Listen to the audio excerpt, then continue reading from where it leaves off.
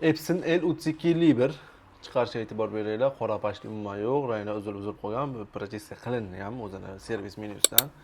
Lekin baribir shu ahvol. Bu uzoq vaqt ishlatilmagan printer. Endi klient qanaqa rang solinganini bilmaymiz. Endi buni chiska jarayonini hozir boshlaymiz.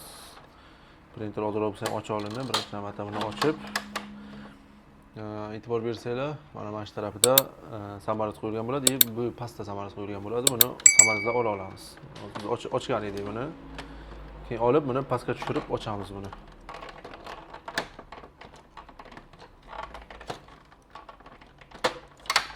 Ocha oldik. Ochganimizdan so'ng nimadir qo'yib buni ko'tarib turishimiz kerak. Sababi yiqilib ketib qolmasin deb. Buni biz hozir ochib olib qo'ygan edik. Mana buni ham ochib, bu ham yopiq turgan bo'ladi. Buni ham yecha olasizlar.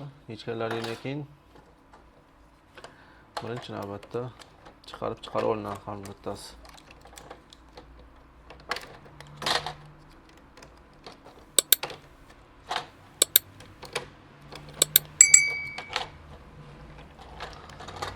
Chiqarib olinadi, ko'rishingiz mumkin, ozroq bo'lsa ham havo bor. Lekin diskadan ham baribir chiqmadi.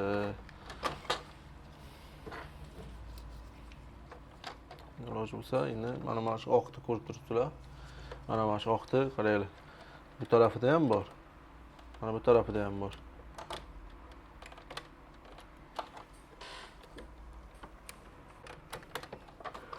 Buni ko'tarasizlar-da.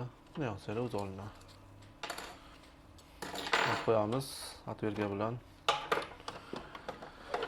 Atverka bilan mana shu uchta samaringizni yecha olamiz.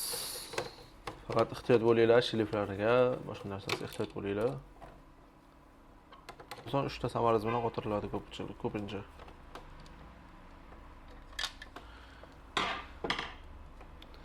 Endi buni sekingina ushlab chiqazamiz.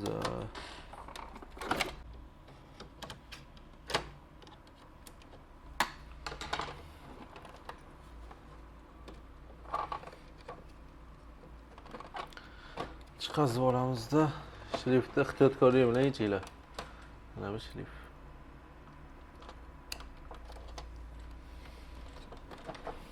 Mana yecha oldik. Golovka, golovka atrofi. Golovkani ko'rishingiz mumkin. Qani yo'q, e'tibor beringlar, qoradan chiqqani yo'q. Endi buni chiskaga beramiz.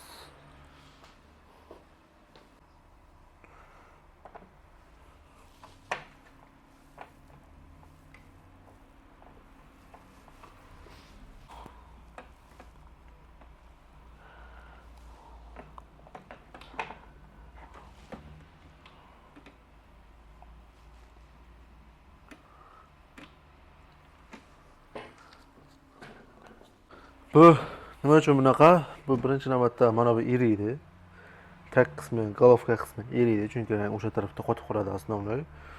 Qotgandan keyin polni bu pashti 1 soat turadi o'rtacha. 1 soat turgandan keyin ichki qismi chista qilinadi keyin buni. Buni ichki qismini o'zimiz apparatimiz bor, o'sha apparat yordamida chista qilinadi buni. Bilasizlar, shilingan olab napor bilan urib chista qilinadi. Sira chista qilinmaydi. Sababi agar qotib ketgan bo'lsa, golovkani o'pirib chiqib ketadi, ichidagi golovkani o'pirib yoradi. Keyin shuning uchun birinchi navbatda bu avval uyutib olinadi. Agarda sizlarga printer ta'minlash xizmatlari kerak bo'lsa, bizga murojaat qilishlaringiz mumkin.